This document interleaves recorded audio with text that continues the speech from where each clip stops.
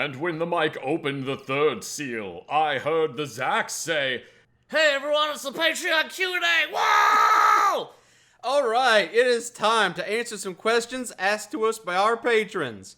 Thank you for your continued support, everyone. We really appreciate that. If you would like to ask us questions, all you have to do is join our Patreon at the Buddy Chicken tier or higher. And then you can ask us all the questions that your heart desires within reason. And we greatly appreciate your support. YouTube's been a little weird lately, as you may have heard from other content creators. YouTube is being really dumb. You supporting us on Patreon enables us to continue making content without having to worry about YouTube being the big dumb. So the first question. The first question is 2 pounds of wheat for a day's wages and 6 pounds of barley for a day's wages, and do not damage the oil and wine. That's not a question. That just sounds like an order. That's still that's still from the Book of Revelation. Oh, was that what you were reading from? I thought it was Bloodborne references. No, but they are pretty similar. If I knew more quotes from Bloodborne and from the Bible, I could play a fun game called Is It Bloodborne or the Bible? That does sound like a lot of fun. We should play that sometime. Is this from the Bible or is it from Bloodborne? Lay it on me. Remain wary of the frailty of men. Their wills are weak, minds young. Were it not for fear, death would go unlamented. That sounds like Bloodborne. Oh, damn it. Ah, I gotcha. Well, this is a stupid game and I don't want to play it anymore. No, the first question is, what is the canon of your Fallout playthrough? In my headcanon, Mike from the Capital Wasteland traveled to Vegas to meet Zach, then they traveled to Boston together. Am I overthinking this? I'm probably overthinking this. No, that's my headcanon too. I had a Fallout 3 series that's pretty old at this point, and in my mind, that Fallout 3 series leads into the Fallout New Vegas series that I do with Zach, so that is my headcanon, yes. There is no canon. There is nothing like that. It's just us goofing around. Zach's headcanon is there is no canon. There is no canon. It's just us goofing around. It's just I go over to Mike's house and we play Fallout and I make fart jokes. And you might be thinking, but Zach, when I watch you play Fallout, you say things like you're actually in the world of Fallout. And to that, I say, acting. There's no whimsy, there's no magic to that. In fact, I actually have a whole diagram. Yes, a diagram. I'm glad you bring this up. I have a diagram. Whimsy. That maps out my headcanon of the Fallout playthrough that we've done. When did we go into Anne of Green Gables world? I don't know. That's Canadian? I did not. Yeah. I don't even know what that is.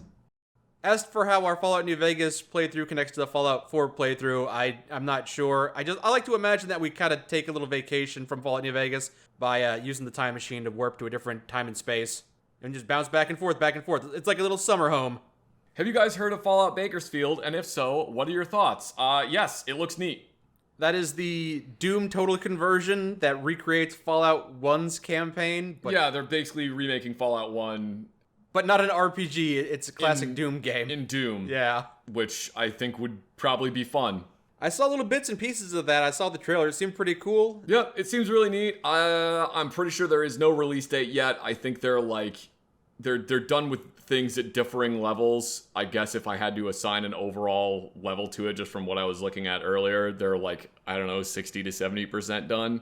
So, still working on it. It looks neat. I'll give it a try when it comes out. It looks cool. I'm kind of excited because I wish that there were ways to play the classic Fallout and Fallout 2 games without having to play those games, because the lore they have is interesting, and I like how it ties in with the rest of the series, but I'm not a huge fan of those isometric top-down RPGs. I'm not good at them, so I was kind of excited for Fallout Vault 13, the mod for Fallout 4, but that fell through. That would have recreated Fallout in Fallout 4's engine. Did that fall through, or did Bethesda tell them to stop? No, it fell through. Bethesda didn't tell the Oblivion Remastered team to stop making Oblivion Remastered while they were making Oblivion Remastered. Well, I mean, they did indirectly.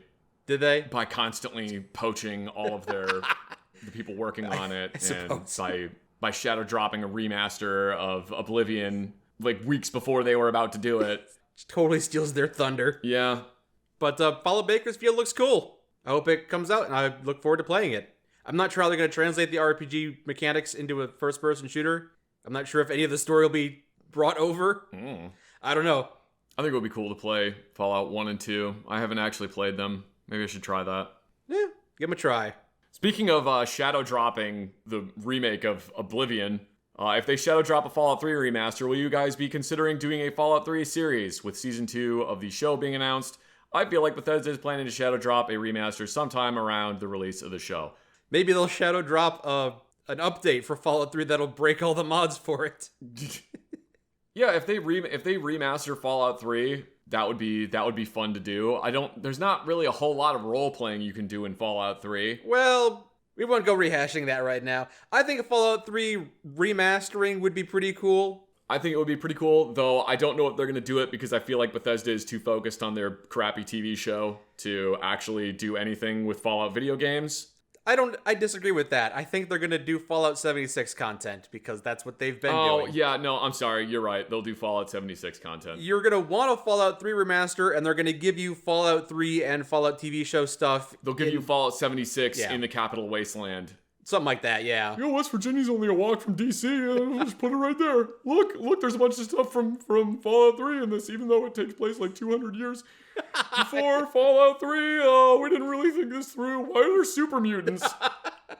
New super mutant update. More super mutants. Oops, all super mutants. No, but a Fallout 3 remaster would be cool. I also don't think it's going to happen. I think people get their hopes up because of the Oblivion shadow drop, but that's not a regular thing. Yeah, I don't know, maybe. Who knows? Yeah, maybe. I mean, they were... The leaks say that they were working on a Fallout 3 remastering. I never trust anything leakers say. No one does. Never trust that. No one does, but then a lot of them turn out to be true. No, occasionally. Occasionally one harebrained crackpot says, throws the bones on the ground and divines what the chicken bones say, and sometimes he's right. Like 1 out of 2,000 times. Getting completely off topic, it was like after the Resident Evil Requiem trailer dropped, there was basically a leaker that had claimed that it was going to be, that the new Resident Evil game was totally going to be about Leon. It was definitely going to be about Leon. He's always right. He's on Reddit and he's posting stuff and we always know that he's right. And then it came out and he was like, well, actually, it's okay. Leon's still going to be in the game. And it's just like, he's not in the game. Stop! Just gotta get more clicks, get more clicks. You gotta get your, God, oh my God. What is going on with the Fallout New Vegas, but no context videos? Video number 3 was posted 4 years ago, but video 4 was posted 7 years ago. What? There are a lot of repeat clips throughout the 13 videos, and while some video, how many out of context videos are there? Okay, so the story behind that is... Mike, it always seemed like it was a bit messy compared to everything else on the channel. The entire channel's a bit messy. It fits right in.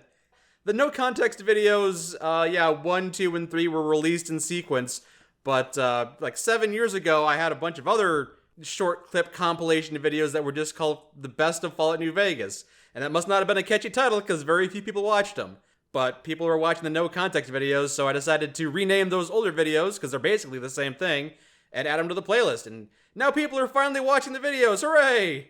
And then the more you know thing plays. Boop, boop, boop, boo. There you go. That's your answer. I didn't know any of that. That's news to me. Well, sometimes I just do stuff. Hey guys, are there any sci-fi TV series or movies that you are particularly fond of? Personally, I'm a big fan of Doctor Who and Star Trek Enterprise. I haven't watched TV in a long time. I don't watch TV regularly anymore. I basically just watch stuff online, primarily. I watch, smaller user-created content more. Yeah. When I was watching TV, I liked Star Trek Next Generation. That was really good. There you go. I've heard a lot of good things about Star Trek, but I haven't seen a single episode.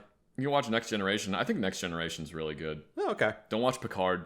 Isn't Picard in Next Generation? There's a whole series that's called Star Trek Picard. It's terrible. Don't watch it. Oh, okay. I haven't heard anything about that. Also, Star Trek Discovery. It's terrible. Don't watch it. Okay.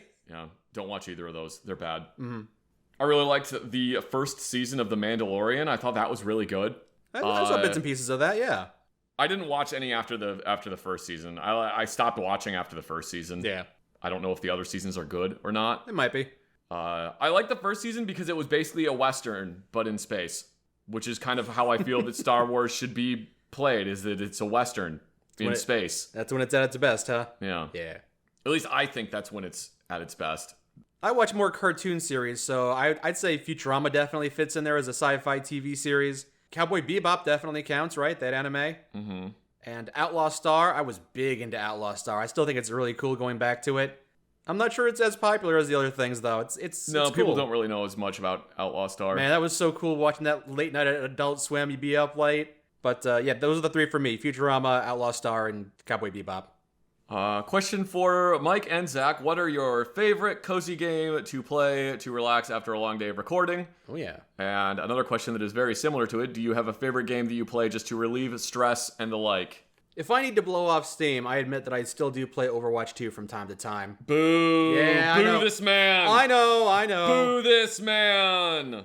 Overwatch 2, get on it here. Those boos are well deserved, but to be completely honest, the game has started to get better over time. They've got a long way to dig up that hole, but they're working on it, and it's still fun, and it's still a great way for me to just scream at my computer, just get frustrated and yell. That's how I blow off steam, is by getting really angry. Derail Valley is one that I'll play. I was playing a little bit of Sword of the Sea lately, but that's not one that I keep going back to. I'm not gonna say Balatro, because it definitely isn't that. That game makes me want to break things. Oh no, it's not cozy at all. Yeah, Balatro makes me want to break stuff. Straight up, this was years ago, but I used to load up Half-Life 2 and then just play the first 3 hours of that game. Oh really? And then shut it off, and then I would load up Half-Life 2 and play 3 hours of it again. Oh, nice. The first Death Stranding, that's one that I kind of just zone out with. Yeah, I like playing the first Death Stranding. I feel like there's a game that's coming out in the future that I cannot remember the name of it. That's not a cozy game you go back to if you haven't. No, but I feel like it's going to be a cozy game because it's going to be similar to SnowRunner. Oh, okay. Over the Hill. Over the Hill. It's a game called Over the Hill. It's going to be a little driving game. It's made by the same people that made The Art of Rally. Okay. So it's a very stylized looking, kind of low poly driving game. That looks like the kind of thing that I can play to just shut my brain off and play that. Sure. I'd say my cozy game would probably be Slay the Spire, because after a long day of recording, sometimes I'll boot up some podcasts or some videos and just listen to those while I'm playing Slay the Spire. I don't put too much thought into it. I just play on an easy difficulty level and just start grabbing cards and just playing the game just so I got something to do with my hands and my mind while I'm listening to the shows. Those are my two options. Overwatch and Slay the Spire. I'm always going back to those. For different reasons. Zach has said before that he doesn't like Cyberpunk very much. No, I don't like the game Cyberpunk 2077. I think the Cyberpunk tabletop game is cool, and I think the Cyberpunk genre is cool, but no, I don't like Cyberpunk 2077. I was flabbergasted because it seems like it would be right up his alley. Is it a personal preference thing or related to the release or something? I feel like it's related to the release because you and I did play Cyberpunk when it came out, and it wasn't amazing when it came out. It's related to the release, and it's related to the game itself. Yeah, the release was absolutely terrible. The game didn't run for shit, and probably half the stuff they promised that was supposed to be in the game was not in the game. It took them 2 years to add a train to the game. I don't know. That was supposed to be in there. I didn't follow from the beginning. There was supposed to be a train in it. You took the train out of my game. I hate your game now. But it's a full game now. Would you consider going back and giving it another shot? No. Too much ill will, or you just don't think it's your kind of game?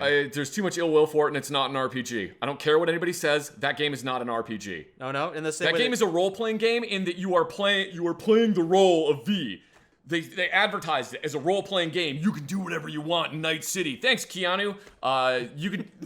You were supposed to be able to do whatever you want, and then you get into the game and you're playing the role of V, and it doesn't matter what starting class you picked for V or what your starting thing was for V. You are playing as V. Doesn't matter if you're male V or female V. You are V. That's the character you're playing as. And the entire game is a vehicle to get you from place to place so you can listen to Keanu Reeves tell you about the size of his dick. Okay.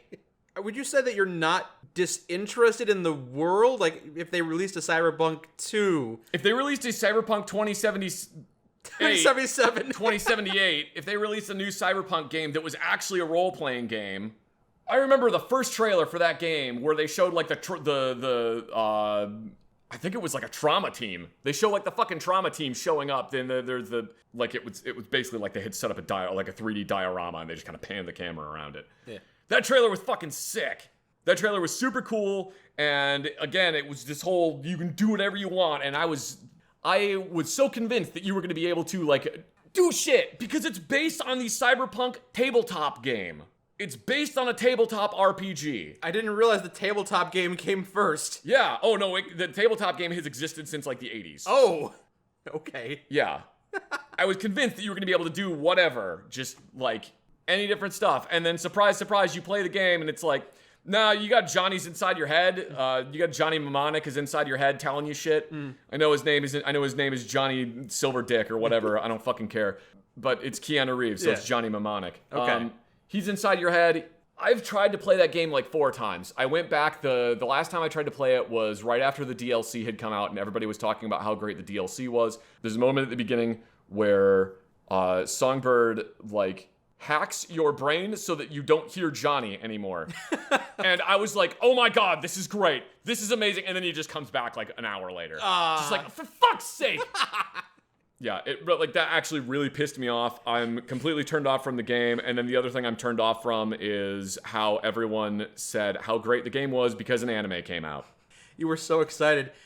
Well, they didn't pay Keanu Reeves enough. He didn't come back. Oh, they paid him enough. He came back. I will admit that there was a really funny part in the DLC where you find a payphone and V doesn't know what the fuck to do with it. He just kind of stares at it.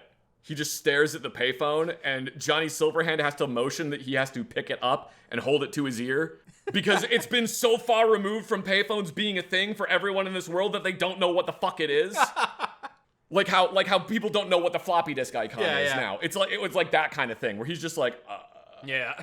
That was really funny. I thought that was clever. But yeah, I don't like it. I got sick of hearing the same song every single time you would get into combat. It's just the exact same song every fucking time. I'm not going back to it. Sounds like you have some misgivings. If little things like that could probably be modded out, though. We have misgivings with other... You can't mod an RPG into this game. You could mod out annoying songs and stuff. You stuff. can't mod out the story. No. Those things you might not be able to mod out. It's not an RPG. You know what? I don't care. If you wanna be like, no, it is an RPG. No, it isn't. It isn't an RPG. Oh, you like games that aren't RPGs? Yeah, but not a game that was sold to me as an RPG, and then when it came out, it wasn't an RPG. Fair enough. I would like to go and give it a second chance, because I haven't actually given it a second chance since you and I played it, 4 or 5 years ago. I'd like to give it a second chance and see if I like it, but I just don't have the time. There's just so many good games out there. It's really cool, right up until you get Johnny Silverhand in your head, and then it sucks, and it's not fun. I don't know if I would share that opinion. I'd have to see. Also, the guns are stupid in that game, but whatever. They're science fiction guns. Like it doesn't matter because they're science fiction guns. They don't have to work. Like, I don't care about the guns in Destiny 2. I haven't played Destiny 2 in forever. I don't care about the guns in Destiny 2. I don't care that there's not actually enough space for a round to get from the magazine to the chamber in the guns in Destiny 2 because they're science fiction guns. It doesn't matter. They're not real. They can't hurt you. It's like the guns in Cyberpunk are stupid, but they're also not real. Yeah. Anyway. Okay. So no, I'm sorry to go off on a tear and get like and sound like super angry, but I've given Cyberpunk 2077 4 chances. I've tried 4 times to play that game, and I am not interested in playing it. All right. Much like Fallout 76, not necessarily our cup of tea, but if you enjoy it, more power to you. I'm glad it exists for you. I know you guys aren't really big Souls-like players, but what are your thoughts on South of Midnight and games like it that are coming out lately? I don't know what South of Midnight is. What do you mean, not big Souls-like player? I'm not, but you play Dark Souls. You play Bloodborne's one of your favorite games. You played Elden Ring. Yeah, I like Souls-like games. It's not that I'm not big into them. It's just that I'm not good at them, and they don't click with me. My thought on Souls-like games is I feel like there's kind of too many of them. Yeah, the market is getting very oversaturated. It's getting very saturated with Souls-like games. I love Dark Souls. I love Bloodborne. And that's kind of it. I dislike Dark Souls 2. I don't really like Dark Souls 3. I know nothing about South of Midnight. Or what about the one that you're playing as Pinocchio? P for... Lies of P? P for Pentetta? I've heard that's really good. I kind of just am not particularly interested in playing it. Yeah. I've heard it's really, really good. I just am not super interested. Yeah. Yeah, I guess my opinion is that I feel like there's a lot of Souls-like games that are coming out lately, and it's kind of the market is just oversaturated. It's like MMOs. I remember I saw a thing recently that was like, there need to be more games set during the global war on terror, and it's like, buddy, I don't know if you remember 2009, when literally every first-person shooter was set in the global war on terror, and it almost killed the entire FPS genre.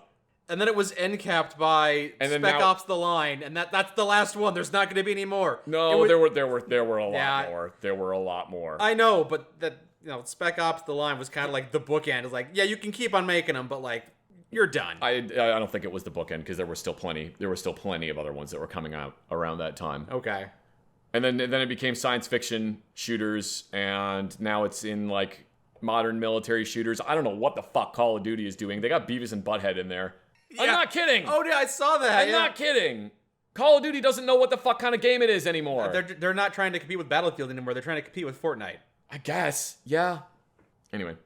Thank you so much for bringing joy into my life with your Fallout videos. You're welcome. Happy to do so. I just started watching the Resident Evil series playlist. I first played Resident Evil on the PlayStation. I could never get very far in 1 or 2. Yeah, me neither. But I got very good at going through 3, and 4 on the GameCube was my favorite. I also had Code Veronica, good. Your opinion has been disregarded. And that was incredibly mean, I'm sorry. I haven't touched any others since, including the remakes. Which ones do you recommend for someone like me trying to get back into the series? Do any of them have the pure camp of Resident Evil 4? Is Tiny Napoleon still the best villain? If you play the older Resident Evil games, they all kind of have that level of camp about them. I think it only stops having that level of camp maybe around 6. 5. 5 is the last one, and then 6 maybe, but no one played this. 5 doesn't really have that level. 5 kind of plays it serious for the most part, which is... I'd say 5 and 4 are pretty tonally similar.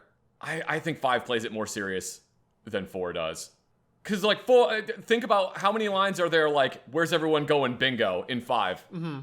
And no, the part where someone says, did you mod this game? And they say, no, and then it's Master Chief. That doesn't count. That does not count.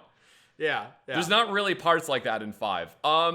Resident Evil 2, the original Resident Evil 2 for the PlayStation, or the N64 version, if you play that one, because I won't shut up about how much I love the N64 version of Resident Evil 2. Resident Evil 2, it's not intentionally campy, at least I don't think it is, but like, man, it is campy. All you gotta do is watch the intro sequence where Claire goes into the gun shop, and Kendo was like, sorry about that, darling. And it's just like, I'm in for a ride, aren't I? Mm-hmm. I thought you were one of them. Why is everyone Canadian? Why is everyone Canadian in Resident Evil 2? Which one would you recommend for someone trying to get back into the series? I guess it depends. If 4 was your favorite, like, ever, if 4 was your favorite Resident Evil game ever, then you'll probably like the remake of 2. The remake of 3 is fun. It's not good, though. We did an entire review of the Resident Evil series a year or 2 ago. It might not include the most recent entry, Resident Evil Village, but we talked about the entire series, and we gave all of our opinions on that. So if you want to see what we think about each individual game, and you want to know which one to start with, that's a good video to check out, to hear our opinions on it. I don't remember that one. Oh yeah, we did a whole podcast of that. Yeah, I don't remember doing that. I should remember.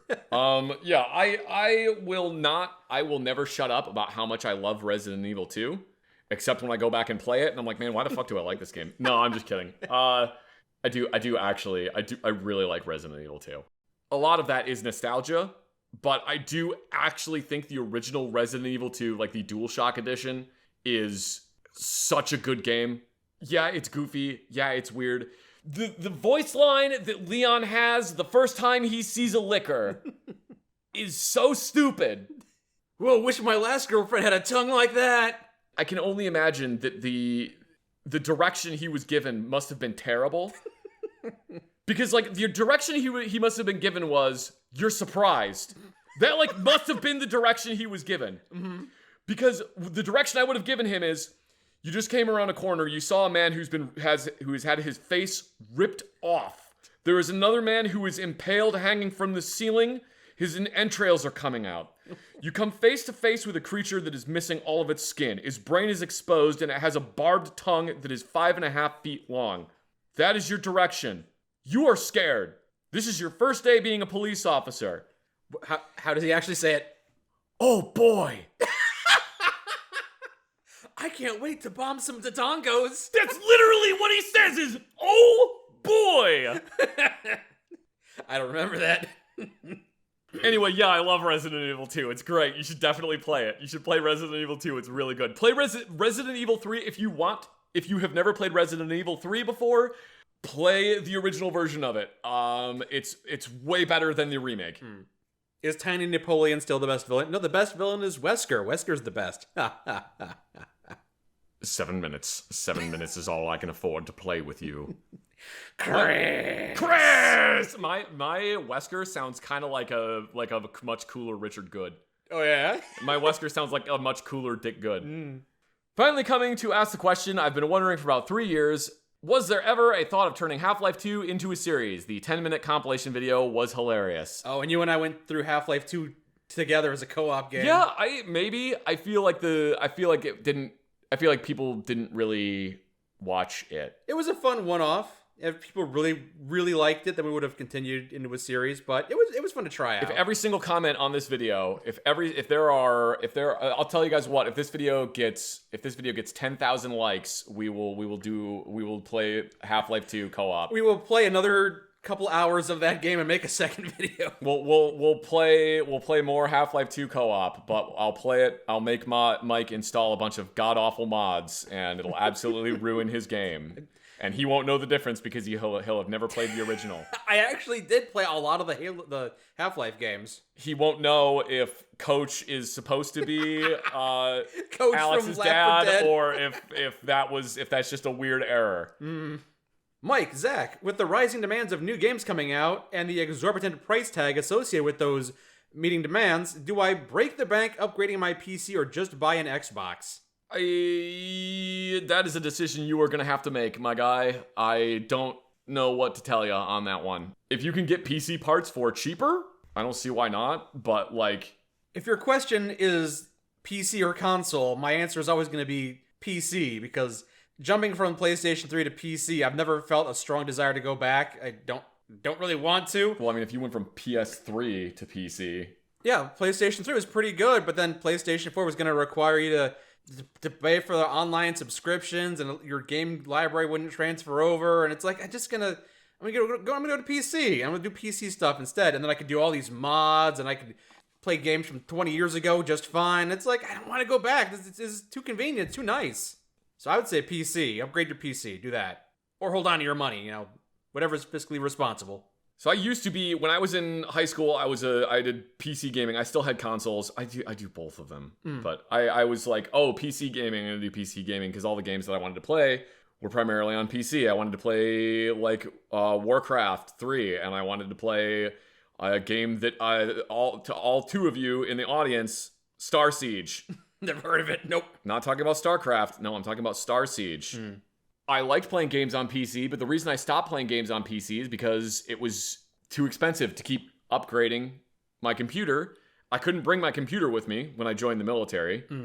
And also, I got sick of like having to constantly update shit. It was nice going to console and just being like, I buy the disc.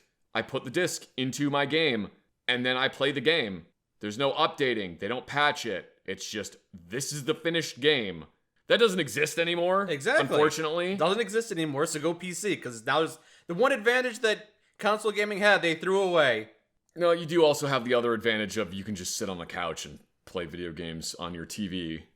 I mean, you can do that with PC, but it means you got to set up like wireless keyboards and blah blah blah blah blah. It's you go with whatever one you want. Don't break the bank to do it. You can buy older PC components, and if a game just like comes out that absolutely will not run on the hardware you have, either your hardware is outdated and you need to buy new hardware, or the company is just shit and refuses to optimize it for anything. Yeah, don't break the bank.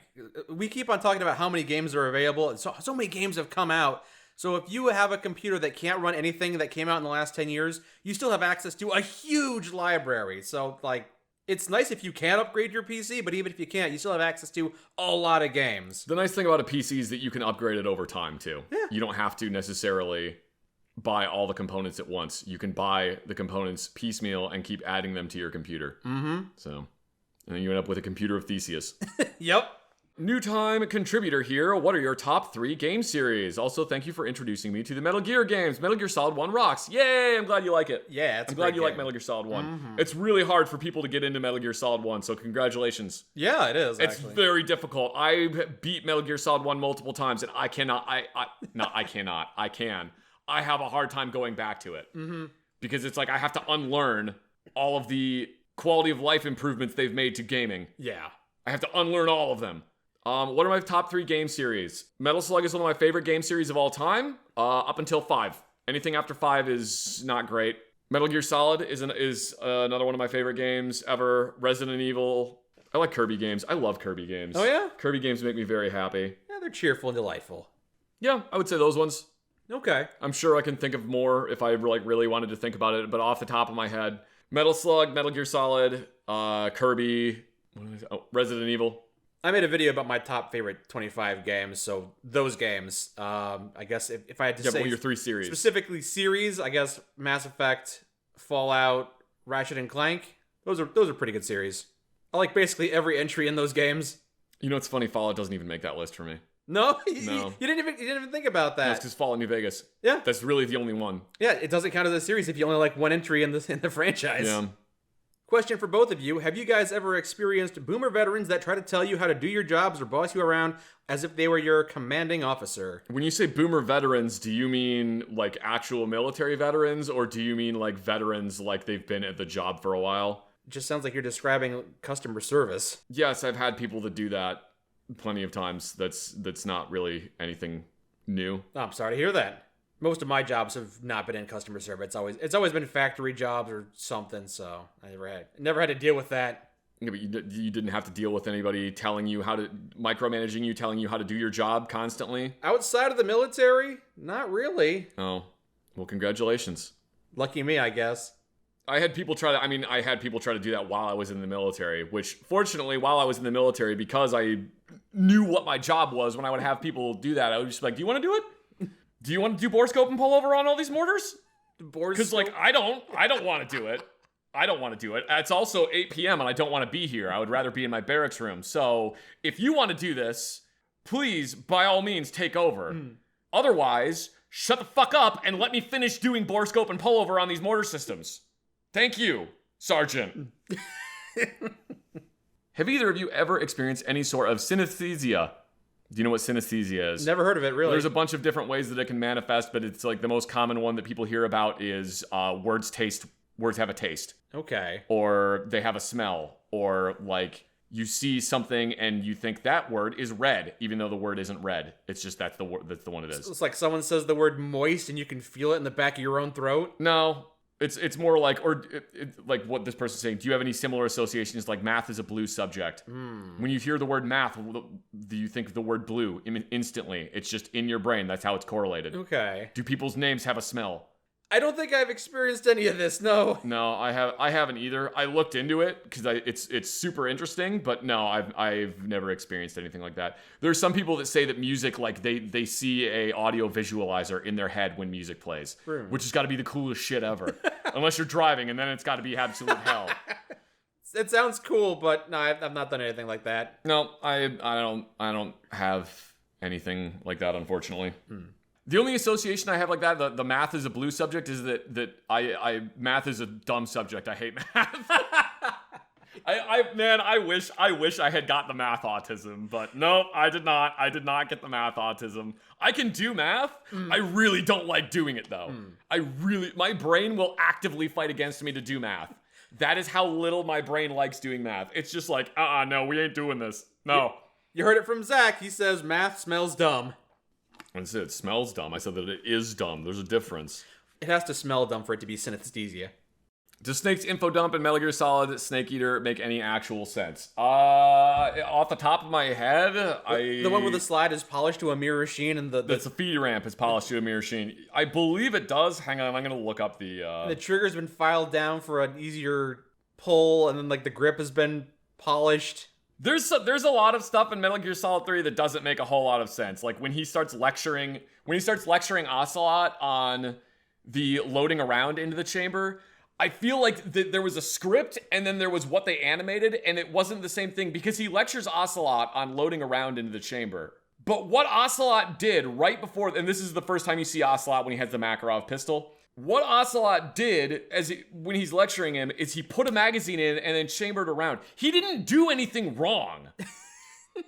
All he did was try to put a magazine in and then pull the slide back to chamber around. So I don't know what Snake was lecturing him about, unless there was supposed to be a thing where he put a round, like he manually loaded a round into the chamber and then put the magazine in and pulled the slide back. I wonder if that's what they meant for him to do. Wasn't it supposed to be like he put the magazine in, but instead of chambering around from the magazine, he tried to slide one in instead?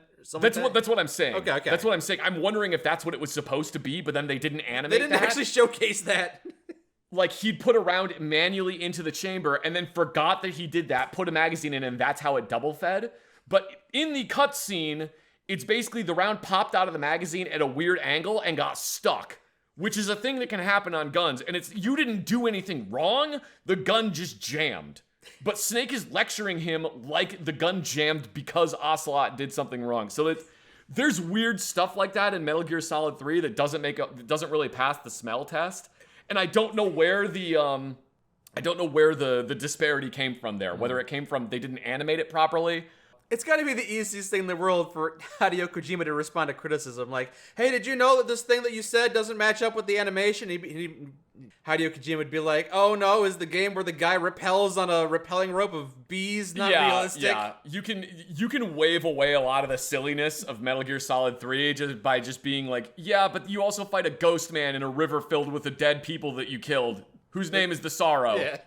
First of all, the feeding ramp is polished to a mere sheen. It's not going to have any feeding problems. The slide's been replaced with a reinforced version and it meshes perfectly with the frame. The frame itself has been iron welded and scraped down multiple times for maximum precision. I don't necessarily know what iron welded is. The frame itself has been iron welded and scraped down multiple times for maximum precision. I guess when he's saying scraped down multiple times, he's meaning like they built the frame and they built the frame bigger than it was supposed to be.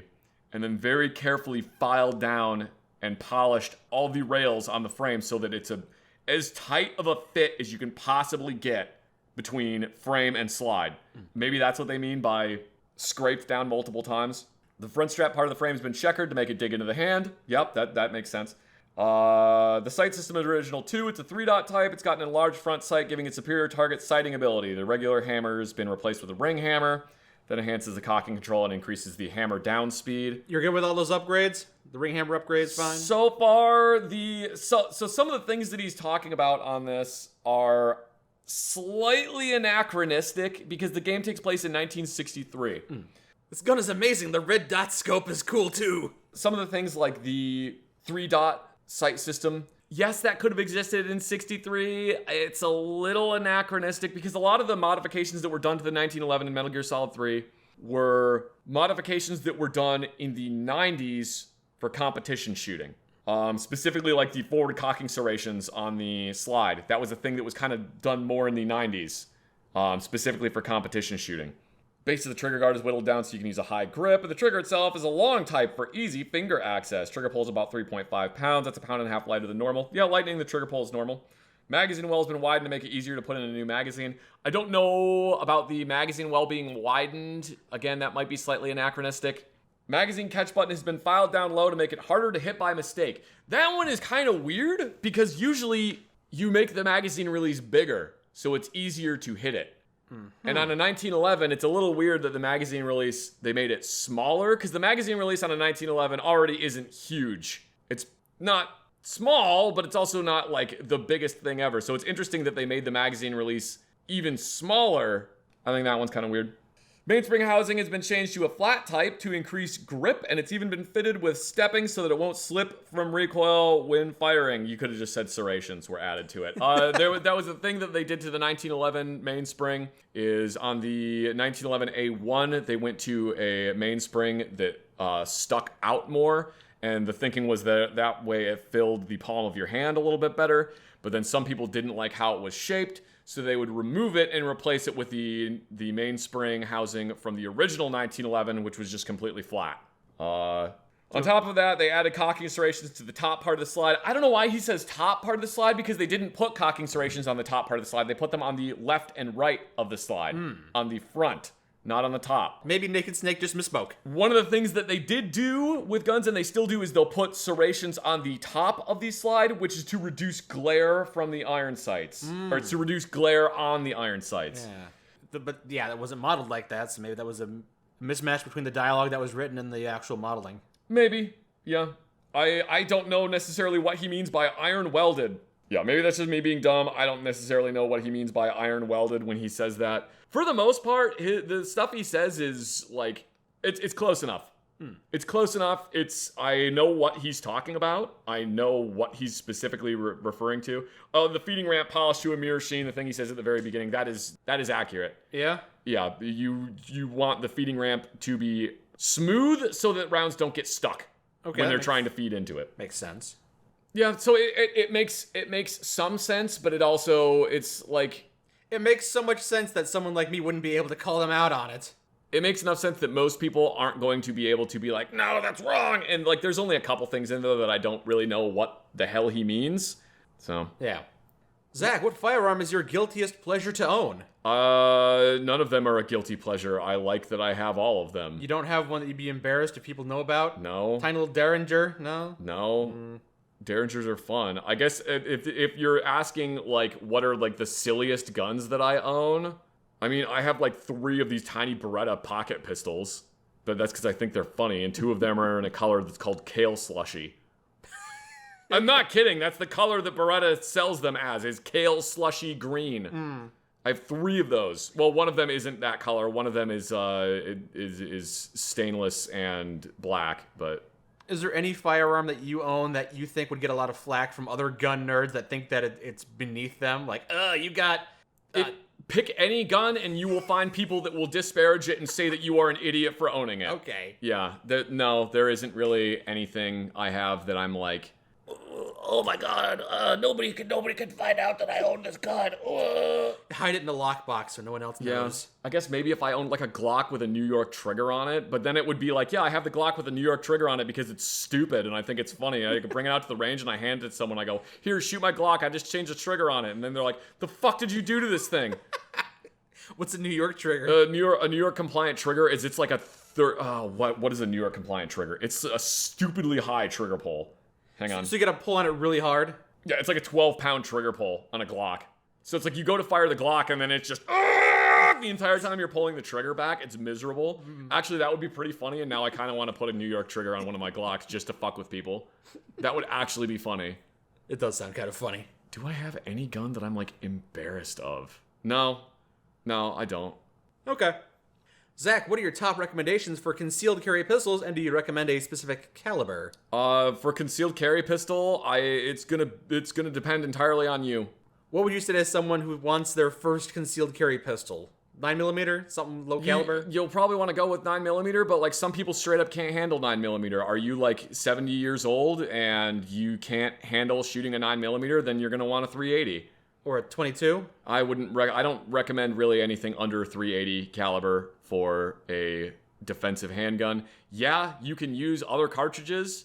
Yes, other cartridges are going to be just as effective. I don't want to hear the argument of, yeah, but would you stand in front of one and get shot by it then? Because like, I don't want to stand in front of a 22 short and get shot by it. Is a 380 less firepower than a 9mm? Yes. Huh. Okay. 380 is shorter, and I believe the bullet is slightly smaller diameter. In my mind, 380 is more powerful because I guess Fallout New Vegas has me associate with the powerful sniper rifle. No, it's 308 you're thinking of. Oh, I'm thinking of 308. No, okay. You're thinking of 308. Okay. 380 is also known as 9mm Browning Court, 9mm Browning. There's a bunch of different names for it because it was invented by John Browning.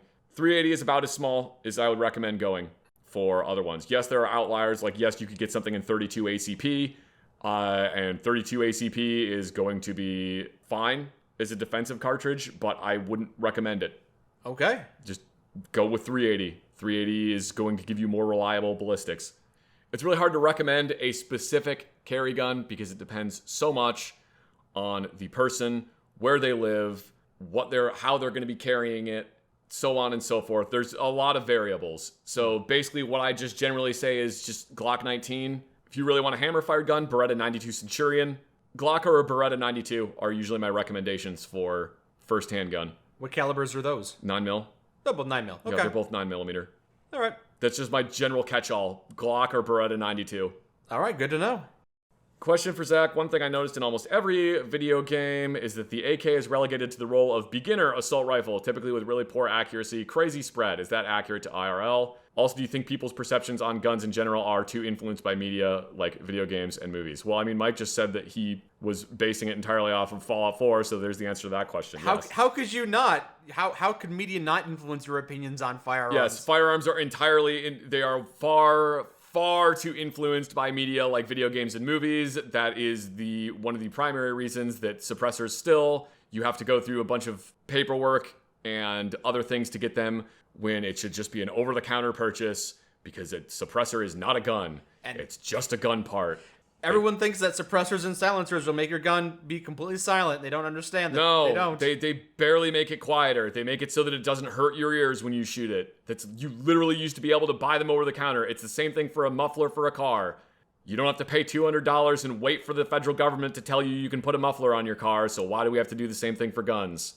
I don't know of video games that relegate the AK to beginner assault rifle. No, there's. They usually do have crazy spread though. Yeah. It's kind of treated as a beginner thing. AKs are fine for accuracy. The biggest weakness for an AK is that its sight system sucks. The sights on an AK are not great. They are not conducive to accurate long-range shooting. If I recall correctly, the barrel twist stabilizes the projectile, but not amazingly well.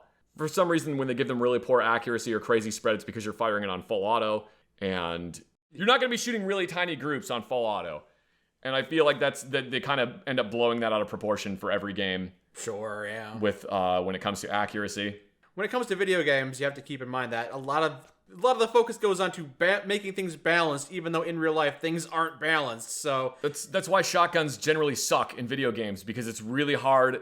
The biggest failing of a shotgun as a combat weapon is its reload speed. Mm-hmm. That is the biggest failing of the shotgun. It's magazine size and reload speed. Shotgun with buckshot is going to be just fine at like 25 yards. Beyond that is going to not be as good, but then that's why you have slugs for longer range. Anyway, the question wasn't about shotguns. That was still firearm related. The comparison I always give between the AK and the AR, if you are going to be training a military that is almost entirely a volunteer military, and you are doing a emphasis on accuracy and marksmanship, and you are also going to be training them to clean their weapon regularly and make sure it is properly maintained, give them an AR-15. Mm-hmm. If you are training a conscript military who they are going to serve for 2 years and then leave, and then they will never be in the military again, and you're training a bunch of farmers who, a lot of them are completely illiterate, you're not going to emphasize weapon cleaning. You are basically, here's your gun, you are going to shoot the gun until it runs out of ammunition, and then you are going to reload it and shoot the gun more. You are not doing a primary thing on marksmanship, and you also don't really care if they clean it, other than like maybe once a month. Then yeah, give them AKs. The AK is a weapon that will function and continue to function if it is not maintained with the same level of regularity as an AR-15. If you take an AR-15 and you treat it the way you would treat an AK, it is going to stop cycling because it will get dirty and it won't work properly. It will get fouled with carbon. If you take an AK and you shoot 600 rounds through it and then you don't clean it, the AK doesn't particularly care. It will continue functioning. Mm-hmm. And like AKs are for distances that matter, i.e. out to 300 meters, an AK is going to be just as accurate as it needs to be. Are you going to be getting every single round within like a 2-inch circle? No. But to be fair, if you take a stock M4, if you just grab an M4 from a US Army arms room and go shoot it, are you going to be shooting a 1-inch group at 100 yards? Probably not. I don't know, maybe you will. It depends. Anyway, yes, I think I think people's perception on guns is influenced entirely by the media, and no, I do not think the AK is as inaccurate as video games, movies want to show. There you go. Another gun question. I wanted to ask both of you guys what your favorite looking gun is. For example, my favorite gun, looks-wise, is the FNFAL, and I hope to buy it one day. Although I don't know if it's any good at performing or if I'm just going to have it as eye candy. Anyways, thank you for the years of high-tier entertainment. And there's a Dingus the Cat mod for Fallout 4 you think Zach will enjoy. Well, thank you. Favorite aesthetic gun? I really like how the Mateba looks. I think the Mateba is gorgeous. I like how that gun looks. I really like how the Benelli 828U looks. The Samurai Edge handgun, which is based on a Beretta 92. I think that looks really, really good. Unpopular choice, the Hotchkiss Portative is probably one of my favorite looking guns, but it looks stupid. It looks dumb, but that is probably one of my favorite looking guns. Also, the FAL is, there's a reason that a lot of militaries adopted the FAL, because it works very well. Yeah. It's a good rifle. There are more modern options that would probably be better, but what I tell people when they're looking at getting a gun, and they're like, oh, I really like this gun, I just don't know if I want to get this one, it's get the gun that you want to get, because if you settle for something else, you are basically just going to end up selling it just to get the thing that you should have bought in the first place. So yeah. So the joke answer for me would probably be Gunblades. I think aesthetically they're just goofy, stupid fun. But a more serious answer would probably be something like the FAMAS, because it's got a very memorable profile. I think I can pick a FAMAS out of a lineup just based on the outline alone. So that's pretty cool.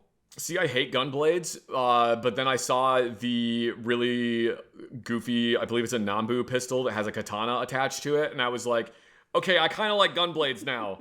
That is really stupid. It's dumb. But I kind of like it. It also does not have the katana attached the way you think it would be attached. No? No, because like you think on a Gunblade that you hold it like a knife, and then the gun is pointed down the blade. On the Nambu katana, it pokes out of the top of the Nambu. Okay, that's a little different. Yeah, it's dumb. I like it. Okay, that's kind of fun. That is the only Gunblade I have ever seen that I was like, that is dumb and I love it. Oh, wait, no, there's one other type of Gunblade I've seen that was really stupid and I actually did like it. It was a flintlock axe. Flintlock axe? Yeah, they basically took a flintlock like musket and then they attached an axe to the end of it. Okay. It's dumb. It's dumb and I love it. I hate Gunblades, but I love this.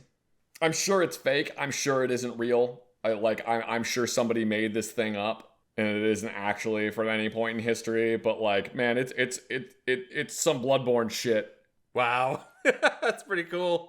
Yeah, I don't like Gunblades. I think Gunblades are stupid, but like, I want a flintlock axe gun. There's also this one that's like straight up, they just bolted a gun into the handle of an axe. Oh, okay. Yeah, that's another dumb one. You got some fun ones there. I'm not sure if you care, but the way the Gunblade works in Final Fantasy VIII is when the character goes to attack, if you hit the trigger button at the same time as the character slices the enemy, you also cause the gun to go off. So you shoot and slash at the same time. Basically, it's just a way for the game to give you more interactivity. Instead of choosing your character to attack, you have to actually hit the button to make them attack and get bonus damage. I don't know if you ever played Paper Mario, but you hit A at the same time you land an attack. Yeah, but Paper Mario doesn't have a Gunblade in it, so they could have just done what Paper Mario did and just have it where if you press a button, you just do extra damage. Why did they have to make a stupid Gunblade? I don't know if Paper Mario came out after. Maybe Paper Mario was inspired by the Gunblade of Final Fantasy VIII. You'll notice that they didn't put the Gunblade in Paper Mario, though, because they knew it was stupid. It's a missed opportunity, I say. I want to see Mario wielding a Gunblade. After hearing some military repair story from Louis Rossman interviewing a few veterans, what is your most frustrating, funny repair story that you can share? Also, do you think that right to repair can help the military? Yes, right to repair can help the military. Right to repair can help everybody. Is there a debate about that? I am sure that basically everything getting sold to the military is now basically, oh well, we don't actually need people to fix it anymore. We're just going to send it back to the company and they'll fix it. They gave us a really good deal. I'm sure it's crap like that. I see. Yeah, the military needs to be able to repair their vehicles. They can't exactly send it back to the shop while they're deployed. Yes, they need to have the ability to repair their gear. Yeah, I am sure that they are very quickly doing away with all of that because stock market must increase. Number go burr. My portfolio, the shareholders. Won't someone think about the shareholders?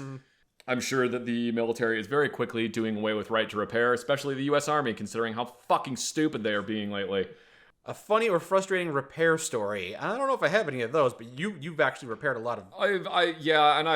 I've discussed them before. I've discussed quite a few of them before on the channel.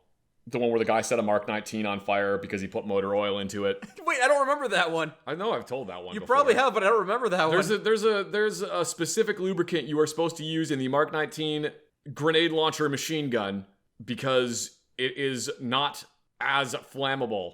You're supposed to use this specific lubricant because it's not very flammable. It's called LSA, is the name of the lubricant. And this guy put motor oil into the Mark 19, and then the Mark 19 caught on fire. And it was burned into basically nothing. Damn. It destroyed the interior of the machine gun. Wow. And then was insistent that he had read the manual, and I got very mad at him and told him he didn't fucking read the manual, because if he had read the manual, he would have seen on like the first chapter where it says that you're only supposed to put LSA into it and you're not supposed to put anything else. The first page says, don't use motor oil as a lubricant, because, surprise, surprise, he was not the first person to try that. I can understand why he would think that, because like you can put motor oil into a 50 caliber machine gun. Oh yeah? Yeah, there were some 50 caliber machine guns I worked on that would not run if you did not put motor oil in them. Oh wow, all right. I don't know what it was. You had to please the machine spirit. The machine spirit was deeply upset, and any type of lubricant would only make it more upset, except for 10-weight motor oil. I don't know why 10-weight motor oil, but Sheila was a bitch. Fuck you, Sheila. Why won't you fucking run? You want 10-weight motor oil, you stupid fucking bitch? Fine, you'll get 10-weight motor oil. Oh, now you want to work. All right, fine. From now on, any of you fuckers listening to me that are standing around right now, this is Sheila. Sheila has number 19 on her. If you put anything other than 10-weight motor oil into Sheila, she will be very mad and will not work. So if you bring me number 19, aka Sheila, ever again, and say, oh, Sheila isn't working, I'm going to ask if you put 10-weight motor oil in it. And if you didn't put 10-weight motor oil in it, I'm going to slap you. There are some guns, because they are machines, there are some machines that you have to appease the machine spirit, and they will only work in specific ways.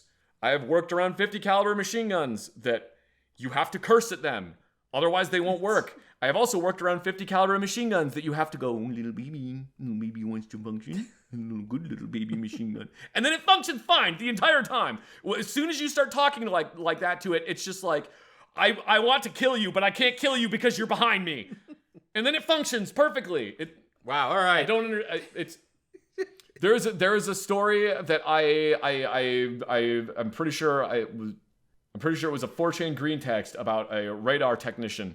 They had a radar, and the radar did not want to function properly. And somebody, when they had gone outside for a smoke break, they had found a dead bird. Ugh. And they put the dead bird into a box and put the box on top of the radar as like a joke. As I am sacrificing this bird to the radar to appease the machine spirit. And for some reason, the radar started working. And then someone came by and saw it, and they're like, that's fucking gross, and they threw it away. The radar stopped working. They brought so many people in trying to figure out what the fuck it was, and then the dude came back and saw that the dead bird was missing and went, oh, for fuck's sake.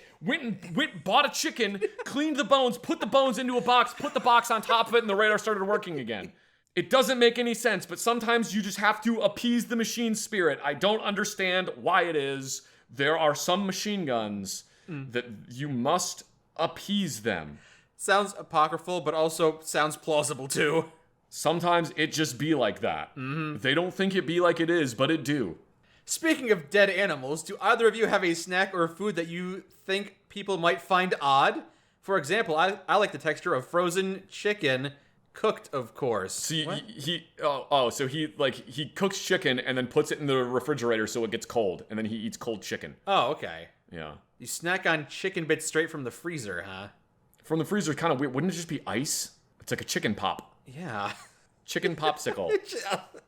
I mean, they give meat popsicles to lions at the zoo in summer, so, I mean, it's edible. I used to really like macaroni and cheese when it was just refrigerated. Like, I wouldn't heat it. Like, I would get macaroni and cheese out of the refrigerator from, like, leftovers, and then I would just eat it like that. Oh, yeah, I do that, too. I'm lazy when it comes to reheating food. I just haven't done that. I used to, like, actually like that. One that I used to like a lot, and I haven't done in a long time, but it's more because I just haven't had an opportunity to, is flat soda. Yeah. I really liked flat soda. Like, when I was in high school, my dad would, at nighttime, would, like, make rum and Coke, but he would put Pepsi into it instead of Coke. He would leave, like, the open can in the refrigerator. And then the next morning, he would come downstairs and there would be an open can of Pepsi in the refrigerator and he would just, like, dump it out. So I didn't know why he was saving it. So I just started drinking the open can of Pepsi, and it was flat by the next day. Mm-hmm. I really liked it. I liked it a lot better than when it was carbonated. All right. I haven't done that in a long time. But yeah, flat soda. I used to really like flat soda. People thought that was fucking weird. Yeah, I get it. Everyone, when I bring this one up, people get mad at me about it, is applesauce and cottage cheese. Yeah, I don't think people would enjoy that. I wouldn't enjoy that. I like it. It's good. People eat peaches and cottage, peaches and cottage cheese. Why not applesauce and cottage cheese? Okay. You just don't like applesauce, though. That's true. I don't like mushy stuff all that well. Mike only eats chicken, so he doesn't have any weird ones. I used to go to a 7-Eleven, and as a kid, I'd put all the flavors into one big cup, so it tastes like a big old pile of brown.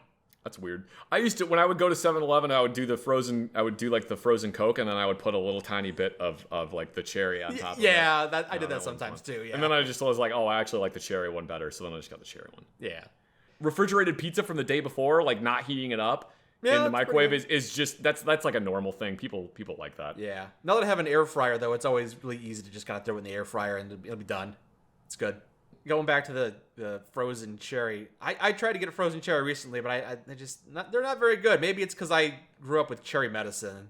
Cherry is one of those things that it's either good or the artificial cherry flavoring tastes like drugs. It's either good or it tastes like drugs. There's no in between. There's nothing else on that spectrum. It's just either this is great and I love this, or it's, oh my god, it's cough syrup. That's it. I like to go get frozen Cokes, but the Coke one was broken, so I said, when I was a kid, I liked the frozen cherry, so I had a frozen cherry, and like, oh, this tastes like chemicals, I hate it, and I threw it away immediately. I had a moment like that when I was in college. That was with Ruby Red Squirt. Oh. I went to the store with my roommates, and while we were at the store, we were standing in line, and I saw the cooler that was there, and I saw Ruby Red Squirt was in there, and I was like, you know what I haven't had in a while? Ruby Red Squirt. So I bought it, and I took one sip of it and went, oh, that was fucking terrible. Why did I get this? Why did I like this? What is this? See, I've had several Ruby Red Squirt moments in my life. That is one of them. I like how it's called that now. Yeah. Another food question. As a European, I have had the pleasure or displeasure of tasting some of the most iconic American cuisine, aka fast food. I was going to dispute you on that, but no, that's correct. We got some opinions on KFC, Burger King, McDonald's, etc., Dunkin' Donuts. McDonald's is the jack of all trades, master of none. We don't have Krispy Kreme over here. I enjoy Dunkin' Donuts. Am I insane regarding that ranking? And if I had to make a simple tier list, which fast food chain is the best? Didn't you do a fast food chain? I don't remember if I did a fast food tier list, but McDonald's is the best. Oh, really? Yeah, I think McDonald's is the best because it's average. You can go to any McDonald's in the United States. Mm-hmm. Any McDonald's, pick one. Just go to one, and you are going to get the exact same burger that you would get somewhere else. Okay. It's basically going to be the same, no matter where you go. Okay. I do not like Burger King. I also haven't had Burger King in a very long time, so I don't know if they've improved, but based on what I've seen online, no, they have not improved. I think Wendy's is all right, but again, I haven't had Wendy's in quite a while. I don't know the last time I got KFC. Yeah, I think McDonald's is probably like at the top of the list for fast food places. Sonic is pretty good, but again, I haven't been there in a long time. If I had to rate the fast food places that I still regularly go to, I'd say Burger King is like B, Arby's is like B, Wendy's is like B. When I'm saying McDonald's is the best, McDonald's still is not like A tier. Mm-hmm. They're like, McDonald's is like B tier. It's just at the head of B tier. I'm not including McDonald's because I haven't gone to McDonald's in years. Same thing for KFC. I used to really enjoy going to KFC, but then their prices went insane, so I haven't been there in years. If you're in the Midwest, I would say Culver's is really tasty. That's the only fast food place I'd say I'd still enjoy going to. It's probably Culver's. It's a little pricier, but it's fresh and it tastes a lot better. Do you have a general opinion on submachine guns? Yes, I do, because I'm fairly certain that their name implies the existence of Dom machine guns, and I do not like it. I am not going to dignify the second part of that with a response. Yes, I have a general opinion on submachine guns. I love submachine guns. They're some of my favorite guns. The reason that it has the word sub in front of it is because they are sub-caliber, i.e. smaller than rifle ammunition. Fun fact, the original version of the M4, i.e. the XM177, was considered a submachine gun. So was the AK-47. They were both considered submachine guns for a brief period of time because the US government and Soviet government, respectively, didn't know how to classify them because the bullet was way smaller than a rifle cartridge. Now they're just considered rifles because it's an intermediate rifle cartridge. Okay. But yeah, the term submachine gun is because it was a machine gun that was in a sub-caliber, i.e. pistol caliber. And I'll have you know that I do appreciate the joke, and I will give it a hearty chortle. Ha ha ha. And then finally, we have how much wood could a woodchuck chuck if a woodchuck could chuck wood? Because I was under the impression that a woodchuck would chuck as much wood as a woodchuck could chuck if a woodchuck could chuck wood. So I guess the real question is that if a woodchuck was given the opportunity to chuck wood, would the woodchuck chuck wood? I think he would. Yeah. It's debatable. There you go. You'll have to ask a woodchuck scientist. The answer to that question is the same amount of pickled peppers that Peter Piper picked a peck of pickled peppers. A peck of pickled peppers Peter Piper picked. If Peter Piper picked a peck of pickled peppers, where's the peck of pickled peppers that Peter Piper picked? Ooh. So it's the same amount. But is a peck... A woodchuck would chuck one peck of pickled peppers. Is a peck of quantity a unit of measurement? I believe so, yeah. Peck. It's like a bushel. A peck is a unit of dry volume equal to 8 dry quarts, or 1/4 of a bushel. Oh, I hate the American measurement system. I fucking hate it. I hate it so much. Yeah, it's bad. Which is why we don't use bushels and pecks anymore. We've moved beyond that. We've transcended. Well, thanks for all the questions, everybody. We appreciate that. It was fun to answer them. Thank you so much for all the questions. I'm sorry I got off on weird tangents for an absurd period of time. Never apologize. We all love your tangents. No, they don't. No, you don't. Well, I do. My opinion is the one that matters the most.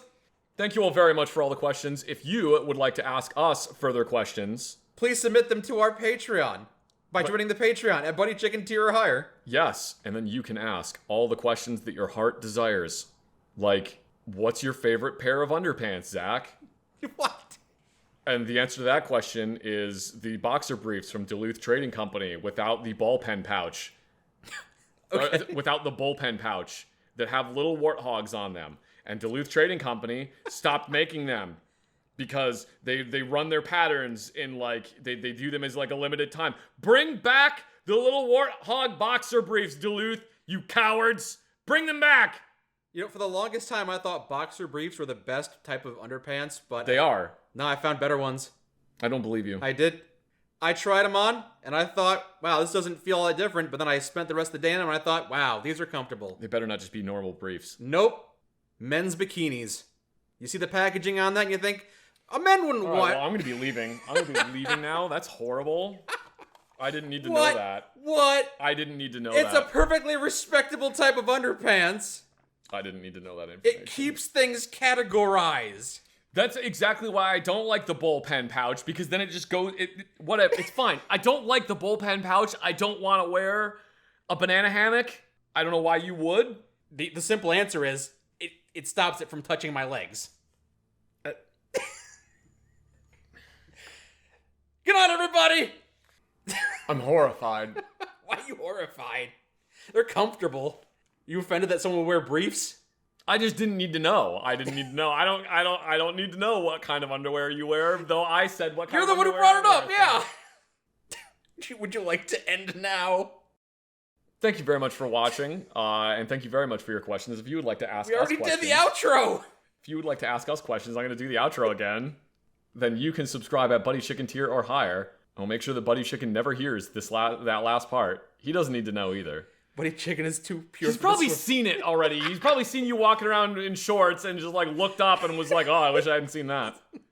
He wouldn't have seen anything because everything is contained. Because that's what the underpants do. All right, thanks for watching, everybody. All right.